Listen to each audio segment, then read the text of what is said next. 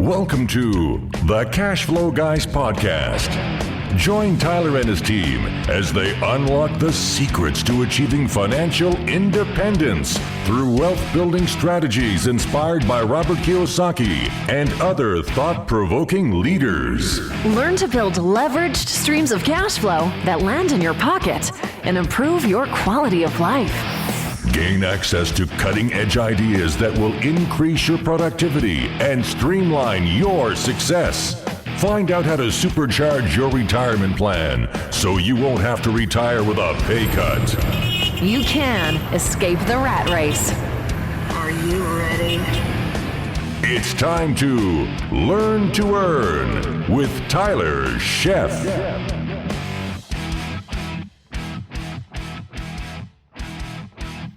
Welcome to the Cash Flow Guys podcast. It's that time again. It's Friday morning, and we are here for another episode where we are going to learn to earn. Today, folks, sometimes we say good things about realtors. You all know that I'm a realtor. Sometimes we're honest about realtors, and we talk about a lot of the shortcomings of realtors. And a lot of our audience are licensed agents, and we want to help them help us as investors. We want to take those agents, and we want to get them into investing. After all, you're already in real estate. You might as well go ahead and get started as an investor, take it to the next level. Today, I've got a very, very, very special guest. And I don't take guests on the show very often because I'm very picky about who comes on the show, what information is brought to you. I want to make sure that it's packed with value. Today is going to blow your mind.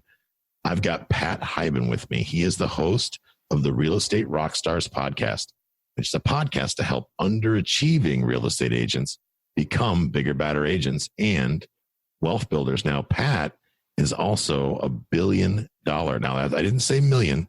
I said billion. That's with a B, $1 billion real estate agent who has over 6,000 home sales under his belt. He's ranked as the #1 agent worldwide for ReMax and now Keller Williams. He's also the author of 6 Steps to 7 Figures. Hopefully we'll talk about that today. And a real estate professional's guide to building wealth and creating your destiny. Guys, here's the deal. I've had authors on the show from time to time, but ask yourself this question. Have you ever heard this before from any of the authors? During the first week of the book launch, he went number 6 on the New York Times bestseller list, number 2 on USA Today's bestseller list, number 1 on Barnes & Noble, and number 2 on Amazon. Underachiever, Pat Hiban. Welcome to the show. Thanks, Tyler. Good to be here, man. Boy, you're slacking. Only 6,000. You couldn't do 7,000? Yeah, wow. I'm glad to have you here. We talked about this a little bit actually before we hit record, but I was raised by a realtor. My mom's been in the business for, 40 years. We're at that point to where it's time for her to retire. Really, it's time. It's okay. You can retire. Right. Yeah. There should be an expiration date and a non-renewal. No, I'm just kidding. I love my mom. But, you come from the Floyd Wickman series. Now, those of you listening, some of you may not know what Floyd Wickman is, but Floyd Wickman put out a program called Sweat Hogs. And I know, Pat, for you, that changed your life. Yeah, absolutely. Yeah, that was the bridge for me, that everything changed after I took Sweat Hogs. It was the direction, because most brokers and office managers, are great at teaching their agents how not to lose their license, right? Don't steal people's escrow money and don't discriminate in any way, shape, or form. But they suck at training them how to sell more houses, like what specifically to say to close the deal. And Floyd Wickman was the first one to introduce that sort of brilliance to me that said, Pat, go in there and say, are you ready to sign the contract?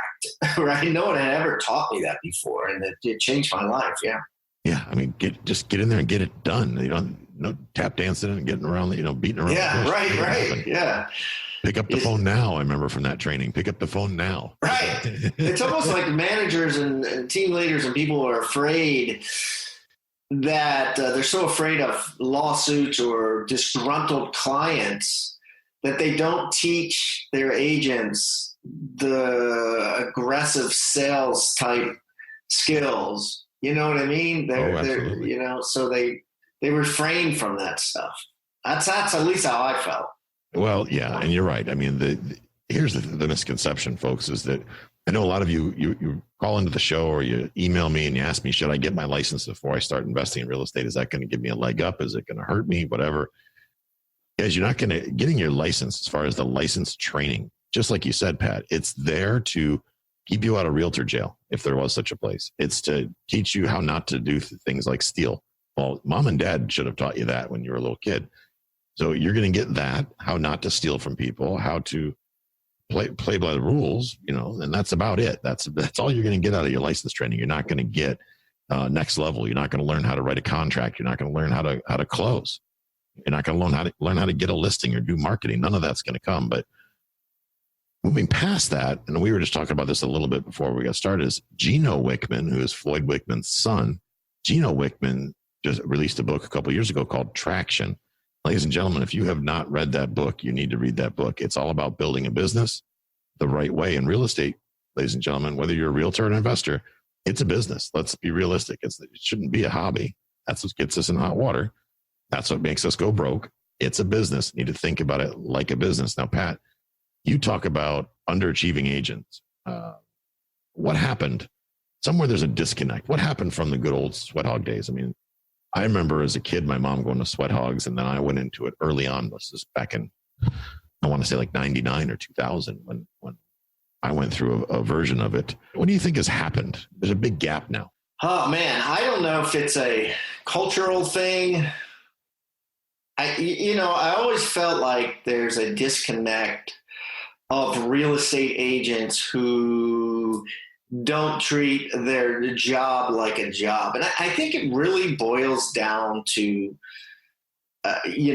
accountability. Why is it that, most of the world, and I was having this conversation just this morning with my personal trainer, and that was, why is it that most of the world can only be held accountable by one person and one person only, and that's their boss, right? So they don't go to the gym, they don't work out, they don't eat right, but then they get to work and they're massively accountable for 8 hours. They'll do whatever it takes, right, during that 8 hours. And then they're massively unaccountable until the next day at that same time. You know what I mean? Like they're just not doing what they should be doing to build wealth, to be healthy, to have good relationships, whatever. And I think that's the brilliance that Floyd Wickman had with the sweat hogs. There was just this massive accountability that didn't end. It was like, if you didn't do your homework, and I'm not making this up, and I think we're too politically correct of a society today, but I don't know if this was in your class. I'm sure it was in your mom's. But Floyd Wickman said, here's your homework. You're going to call this many people. You're going to say this many things, and you're going to keep going until you get an appointment. And if you did it, you actually had to wear a hat, a dunce cap, right? It looked like something out of Burger King. And on it, it said, no, but I will. I'll never forget that. Matter of fact, I still have that damn hat. It said, no, but I will. So in today's society, how many women do you think are going to put on a freaking hat for not doing their homework? It says, no, but I will. They'll probably quit the class. You know what I mean? But it worked, right? For me, it worked. It was like, I ain't wearing that hat, and I didn't care. I was 22 years old, but that's the thing. Most people cannot be accountable, I believe, in their own lives other than at their one job, at their job. Am I making any sense with this line of thinking? Yeah, absolutely. And to further that, people now pay other people to hold them accountable. Right. Yeah. 30 years ago, the coach was on the ball field. Right. Yeah. Yeah. Nothing against coaching. I mean, coaching is a great thing and has a lot of value. I truly believe that. It actually today, I think, has 100 times more value than it did 5 years ago, because it seems like on your line of accountability, people become less and less accountable as time goes on. We exist in a society where everybody's a victim. Right. It's not my fault I'm poor. Right. I guess the big difference is that, right, you have to pay out of your pocket for a coach, where a boss is actually paying you. So it's kind of the carrot and the stick, right? The boss could fire you. Right. When you get a coach, you're paying the coach. The coach is sort of on your payroll. So only the greatest coach will be like, dude, you suck, you're fired. I don't want your money. Most of them are going to keep taking your money and just be like, okay, it's okay if you didn't do it, you know. But Floyd was like, if you don't do it, you got to wear this stupid hat. And then someone would be like, I'm not wearing that hat. And they'd be like, well, then leave. Exactly. You can't get your money back. Right. Exactly. Yeah. We have a thing where, we're in an age where I do some marketing for a friend of mine, Larry Harbold, who does real estate education for investors. And we have people now that, it's this generation that we're in, they like to go copy the materials and then give them to their buddy. Instead of going and buying the materials, they bootleg them, so to speak. Yeah. Oh, everything's bootlegged. Yeah. Oh yeah. So he's got this program where you take his course once, you can come back and repeat the course as many times as you want for free. But we've had a couple people lately that have broken the circle of trust, so to speak, and have copied the course materials. And the response is, Larry's old school. He's 70 years old. He's like, well, good. Hey, you're forever free. It's canceled. And they actually have the audacity to say, you can't do that. Oh, really? You just stole from me, admitted it. And you're telling me I can't do anything about it? Really? You're a victim? Oh, my goodness. But yeah, I digress. Wow. Yeah, fascinating. Everything is bootleg now. It's crazy. It's it is. My kids were watching that, and I have daughters. They're not in the freaking boxing and stuff, but when Pacquiao Mayweather fight was on, and somehow it came up in the conversation, and they were like, yeah, it was in like 4 or 5 rooms in the dorms. And I was like, wait a minute, how do college kids afford? Isn't it like, you can only get it at a bar, and if you get it, it's like $300 and all this stuff. And they're like, oh, no. Every floor had it bootlegged on their computer. They said they were the letters underneath were Asian letters or Chinese letters, but we watched the whole fight. Love it. Like, what? Bootleg from China. Yeah, right. I mean, everything's rip-offable now. It's just fun. It is. I mean, the era has changed, Pat. I think you would agree. I grew up in an era where being a realtor was a thing of respect. It was a badge of honor. I mean, my mother was a Century 21 agent, so the gold coat meant something. Yeah. Everybody was running around sporting their gold coat. It was like the PGA Tour or something, Yeah. Well, got the jacket. Here's something funny, Tyler. When I became a realtor, I actually did not. The first 3 companies I interviewed with wouldn't take me. Really? Yeah. This was 1987, and they were like, "We don't take new agents." Wow. I mean, it used to be like if you're a kid that graduates college today and you go where you say, I want to work for Lake Mason or Merrill Lynch or whatever.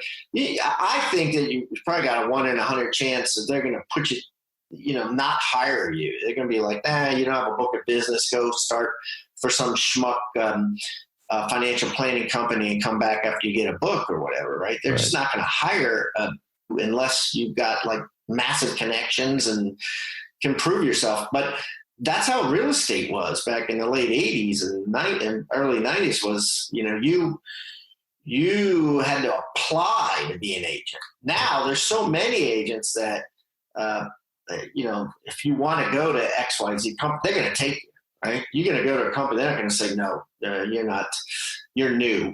We don't take new agents, or we don't take part-time agents, or we don't take, agents that don't reach this level of criteria. That doesn't exist. What do you think has changed the public's perception? I mean, because that's kind of where I was going into the next question was the public's perception of realtors has changed. I know people that actually hide the fact that they're realtors.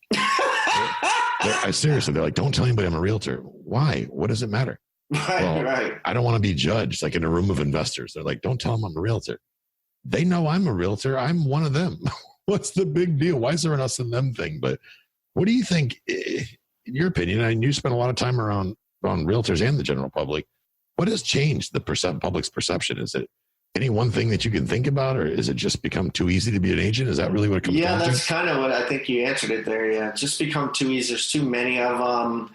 It's always been easy, right? That was why I got into it. I got a degree in sociology with a 2.3 overall GPA. I couldn't really get a good job, and I got into it because it was path, at least, barrier to entry was low. Even though people were turning me down, I eventually got a company actually that specialized in new and part-time agents. That's what they were known for. 95% of the company was part-time.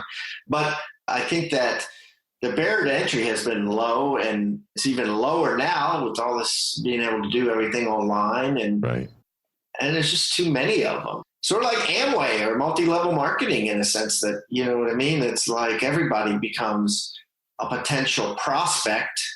Oh God, I can't tell you how many people say, you know, I have, you know, 6 friends that are real estate agents. Everybody's got a license, right? Yeah, right. Everyone's got a license. Do you see that as one of today's biggest challenges? I know you spend a lot of time coaching and working with agents, or at least your team does. You got a pretty big team. What do you, if there was one biggest challenge that an agent has these days, whether it be experienced or new, what would you say that is? Well, I know what it is. It's propensity. There's a huge propensity in agents to become addicted to working buyers instead of working listings. So if you look at the agent community and you say, you know, what do you do more of, selling or listing? 90% are going to say selling, like working with buyers, because again, it's a barrier of entry. All you need to work with a buyer, right, is a lockbox key. Right. Shit, a dog can be a listing agent and with a lockbox key in its mouth and wave it in front nowadays, right? Wave it in front of the electronic lockbox, but the key comes out. You really don't need somebody to be, I mean, with all due respect, you know, I'm an agent, you know, my whole business is agents, but with all due respect, you really don't need someone going, you know, here's the kitchen, here's the basement, you know, right. You get a brochure that tells you all that stuff, and you get, you know, you've probably checked it out online. You got Zillow, you got all the info, you know, more than the realtor really. But for an agent, it's a lot easier. There's a lot less rejection. There's a lot less training needed. You know, you kind of can learn just by doing. When you become a listing agent or attempt to be a listing agent, it's a much more professional, high pressure, rejection-filled event, you know, going on a listing appointment and saying why I'm better than these other 2 agents, right? And it scares a lot of people off. Plus the companies, you know, Zillow, Trulia, you know, all these software companies like Boomtown, Commissions Inc. Basically provide agents all these leads that they can buy, Realtor.com, that they can buy, and it's very easy just to work through them and work with buyers. Where with listings, you have to be very proactive. You have to, you know, you have to cold call down neighborhoods and just do like the Floyd Wickman type of deal where you're just like, have you thought about selling your house now in the near future? Can I be your agent? Right? It's a much more aggressive thing, but it's much more worthwhile because you're so much more in control. So, you know, that therein lies a serious problem. We have a very little amount of agents that are starting day one trying to be listing agents, and then you have a ton of agents trying to be buyer agents, and it creates this haves and have-nots. You have this small percentage of agents that are like oligarchs, right? That everybody knows in their community, and they own, you know, a huge amount of listings, right. And the average agent has, you know, 1 listing a year. Well, that's very true. That's very true. So we hear a lot of that in my market. Exactly. I hear training programs are talking about, it seems like they're pushing people to the low hanging fruit, go out and find a buyer, run all over town with the buyer, but they don't ever build a book of business, so to speak. And I guess a lot of the mindset is that, well, you get a buyer, eventually there'll be a seller. Well, yeah, but how often do the people sell their houses these days? You know, every 7 years, maybe. So that's great that you sold them a house now, but you're not going to sell them anything else for quite a while. How are you going to eat next week?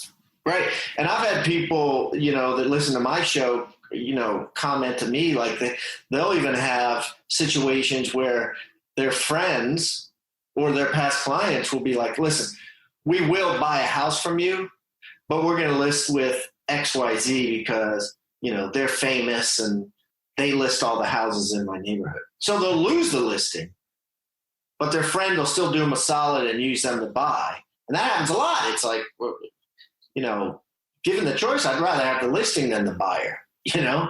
It seems to me that the biggest listing, I mean, we do a lot of listings and obviously not nowhere near your volume, and I manage a team as well, but we do well with listings because we make a big splash. I mean, I'm always on the microphone. I'm in front of the camera. We're out in public. Everybody knows who we are, what we do. So for the agent that's kind of wants to remain obscure or hide in the background, they're going to have a difficult time. Wouldn't you agree? Yeah. Oh yeah. Yeah. Forget about it. Right. Yeah. Yeah. You might as well just hang it up and be done with it. You know, it seems, I wish they would because we got too many, right? It seems like everybody lately, and I don't know, maybe it's just I'm paying attention more because we're getting ready to offer some realtor specific training to help realtors understand more of the investment piece. But I'm seeing that lately, there's always been tons of real estate investment coaches for the last 15 years, let's say, but there hasn't been many, at least from my experience, seeing many real estate or realtor coaches outside of some of the big ones like Tom Ferry, companies like yours and whatnot. What can you help the audience? Like, because a lot of people, they want a good referral on finding a coach, finding a mentor. I know a mentor is probably a little different, but any tips that you would have for the audience, people that are listening, if they're an agent or they're getting started as an agent, where to go to find is there a program out there that rates coaches, that would be good. That's a great question. Generally, if you start listening to the podcasts like Real Estate Rockstars, and there's I have, let's call them competitors. I probably have like 8 of them that have real estate podcasts. They all offer some sort of coaching, or a lot of them offer some sort of coaching. I don't, but it's out there. And coaching kind of for agents takes on many forms. Like some coaches are like Michael Mayer or Joe Stump or whatever. They're examples of people that are all about the referral business, right? How to get referrals, how to keep clients happy, how to refer, it's all about repeat and referral.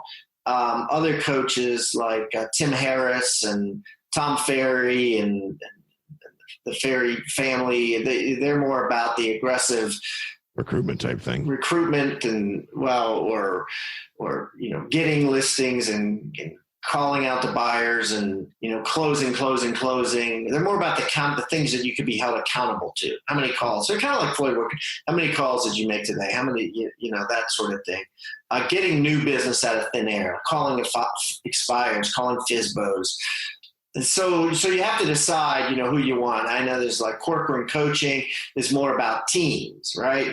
They coach teams, right? Whole teams of people. So you got to kind of feel them out, listen to a couple of interviews. Certainly you go to hibandigital.com and you can type in coach. I've had tons of coaches on. I probably had 30 coaches on. And if you just go into the search bar and type in coach or somebody's name or any of that stuff, it's going to come up. Outstanding. You're linked up with Keller Williams now. Correct. Okay. And I'm a big believer in the Millionaire Real Estate Agent. I've read that book several times. Actually, the company I'm an agent for, our broker, uses it. One of his training programs is kind of a guideline to help you build out your team and all that. In that book, it talks about not hiring help until you're at total max capacity. Would you agree with that mindset? Or? Well, you got to determine what max capacity is, and you got to determine here's the thing. Real estate business is a consuming business, right? And it's all consuming, right? I mean, ideally you would have a situation like I had, which is, I started when I was 21. So I was able to max capacity 80 hours a week. I was able to be consumed by it, right? Without an assistant. But at the end of the day, you're going to have people like I had one gal on my show, Amanda Howard, who has 4 kids, right? On some level, you're going to, not be able to hustle as much as a 20-year-old with no kids, if you have 4 kids, or you choose not to work so hard. I do think that you should be pretty busy before you hire an assistant, because I'm a believer of learning something first myself and then hiring it out. Because when that person quits, you don't want to be an idiot. You want to be able to catch up the slack, and you also want to be able to keep them accountable. And you can't keep them accountable unless you've done it yourself first. I mean, it's terrible. It's kind of like back in the day, we used to have to qualify buyers ourselves, right? I used to carry around a calculator and qualify the damn buyer, right? Be like, the ratios were 28, 36 or whatever, income ratio. I could do it all in my calculator. It was no problem. I'd be like, you don't qualify. Oh, you qualify for FHA because you went to 41 or whatever it is. And I used to be able to do that as an agent. Now they just call you got to call my lender, right? They're afraid of making a mistake. Yeah. So they're like, you got to call my lender, and it's the same thing. So do it yourself first. Even in that, I think you'll be so much better off if you can learn how to qualify people yourself. So do it yourself first, then you can leverage it out. You certainly don't want to leverage it out from day one, but I would say maybe 2 or 3 deals a month, then start leveraging it out. And the first person you want to leverage out to is an executive assistant, basically someone that can be you, that sits at a desk and can spit nails, so that you can be out on the street, right? And get you out of the office and have them stay in the office. And someone who can be a runner, that can run around and do all the BS, because you certainly don't make any money doing $15 an hour stuff by putting up open house signs and filling up brochure boxes with brochures and all that shit. You know what I mean? You just don't. That just doesn't make any sense for an agent to do after a certain amount of time. Right. I mean, and to me, it seems like it's that busy work that keeps you away from people. And if you're not in front of people, right, why bother? Right. Exactly. Yeah. Talking about broker's license, I didn't even ask if you're a broker or not, but there, going back to the old way, being a broker was a status symbol. I'm a broker. Yeah. I always laugh, and people are like, you don't have a broker's license? No, I have a broker. Why do I need a broker's license? Yeah, exactly. I do have a broker's license, but I don't really use it. I did use it. I have used it, but I was at one point, I owned my own company and I was a broker, but I got licensed in 1987. I got my broker's license in 1990. And it was more like you said, it was because it was almost like a graduate degree. Right. I wouldn't be able to do it today because it was a grueling amount of work, and you had to take a grueling test. And I can remember, getting it and celebrating like I got my broker's license. It was a big deal, but I really didn't use it for another 15 years or so. And I was always an associate broker. It was just something to put on the card, right? Another designation that investors can make fun of you for.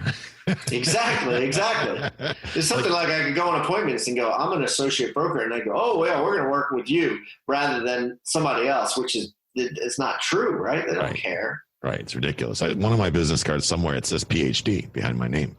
And then in small letters, it says public high school diploma.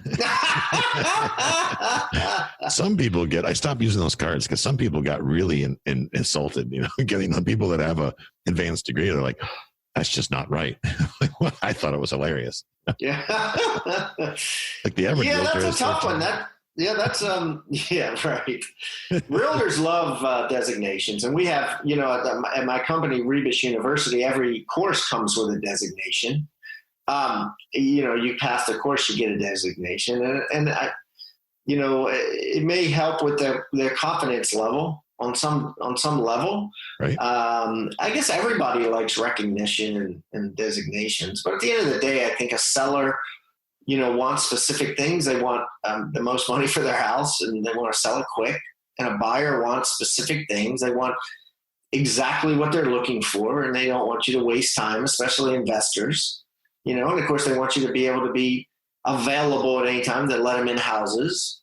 And they want you to be, intelligent, like not to have some level of understanding for investment properties or a neighborhood or luxury homes or whatever it is you're selling. That's probably the most important thing. Exactly. For both sides. Yeah. Yeah. Bring value. It's not really about the title so much. It's just bring me the value I seek. Right. Yeah. I try to explain that to agents that in our market here, it's like, why do you guys do so much more business than I do? What are you doing differently? I bring the value. I ask the people, number one, why are they selling? How many listing agents do you call and say, why are they selling? I have no idea. Really? You don't know why they're selling? That's interesting. Or here's my favorite one, Pat. Almost all of my listings, I put the sellers are interested in offering seller financing terms because it attracts more buyers. Right. Yeah. Yeah. I've done that for years. And sometimes seller financing to the seller means I'll hold $100 note for 30 years. That's it. But it's still seller financing and draws people to the front door. Yeah. Yeah. It works well, but I just had it last week. An agent calls the receptionist and says, I think that's illegal and I'm reporting to the board. You can't do seller financing. That's illegal. Really? That's interesting. Seller financing is illegal. Huh. Guess they weren't around in the 80s when interest rates were, what were they, 20% back then? Right. Yeah. It doesn't mean it's not logical. If somebody wants if I want to loan you money today, Tyler, Pat, and I borrow 10 grand and I say, 15%. And you're like, okay, cool. Exactly. We strike that deal. You're allowed to do that in America. Last I checked, Yeah. Right. So lastly, that's a great thing I want to wrap on. Do you feel that all agents should consider investing in real estate? There's mixed views on that. Some people feel that, it's too risky for them, which shocks me if they're in real estate. Right. They should be in selling, money market accounts rather than houses. Exactly. Be a financial planner.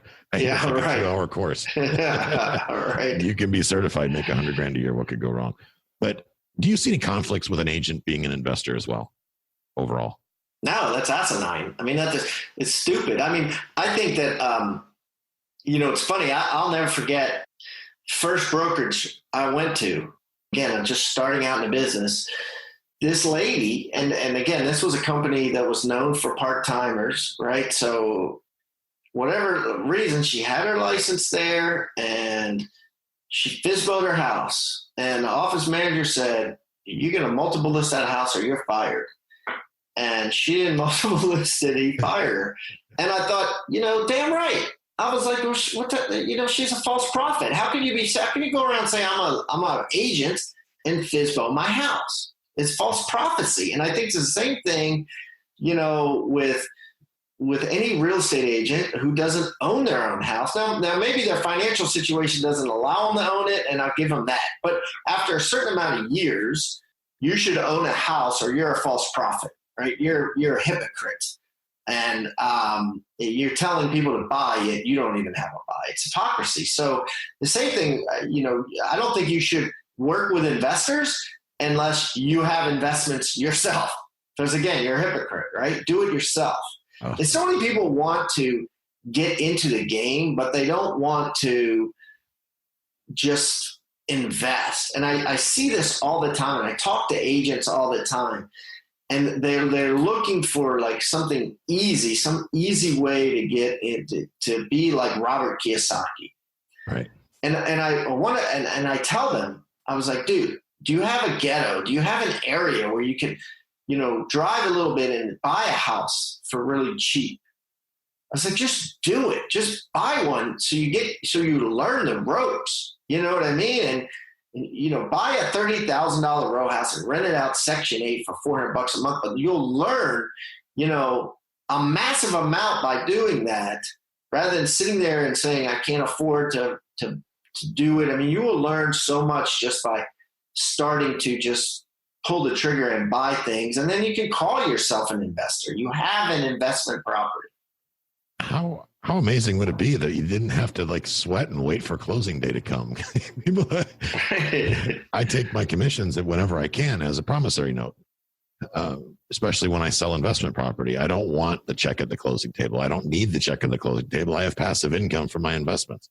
I'm still getting paid on properties that I sold 7 and 8 years ago because I took my commission as a promissory note recorded against the deed. And I wish I could get more people on board with that line of thinking, but I'm only one person in one network. Yeah, no, I'm all about horizontal income, about having lines. I count them, I have, at one point I was close to 60. I had a couple of businesses I invested in that kind of went out of business. I had a couple of things I sold last year. I think I'm down to 52 now. But yeah, I mean, I would take that promissory note and consider that a horizontal line. Mm-hmm. And, the goal is to build as many horizontal lines as you can. You start out by building one, this Section 8 property that you bought for, $30,000 with a loan of $26,000. And then you add lines, set a goal to have 100 horizontal lines, and things like promissory notes and whatever. And that's how you create financial freedom in my mind. Absolutely. There's no better way to create financial freedom, in my opinion. That's just my opinion, though. Pat, before we wrap up here, what would be the best way for people to reach out to you if they want to look at what you have to offer, listen to your show, things like that? Yeah, well, the show is on, of course, iTunes, Stitcher, anywhere. It's called Real Estate Rockstars. You can just also type in my name. You can Google me. I'm real easy to find. PatHiban.com is a website that has all of my endeavors on it. And, of course, ReMaxUniversity.com is the name of my online sales training for real estate agents. If you go to ReMaxUniversity.com and you use the coupon code podcast, it will give you 50% off any program you see on there. So Nice. Just use the coupon code podcast. If you see, I have 8 sales trainings on there now, anything from how to list a house to how to build a big team. There's all kinds of great stuff, all from industry experts. That's outstanding. Pat, I appreciate you taking the time out of your day. I know you're real busy, and I do appreciate you taking the time to come add value to my audience. Ladies and My gentlemen, pleasure. you know that I would not bring somebody on my show if I thought there was anything less than incredible content available on the other end of this episode. Rebus University, 50% off. That's mind-blowing. That's a hell of a discount. Head on over to Pat's website. Take a look at that information. If you're thinking about becoming an agent, or you already are an agent, and you're one of those people that keeps blowing up my Facebook Messenger, wanting me to teach you how to sell houses, maybe you should head over to Pat's website and sign up for his course, get the 50% off, and take your investing or take your career to the next level.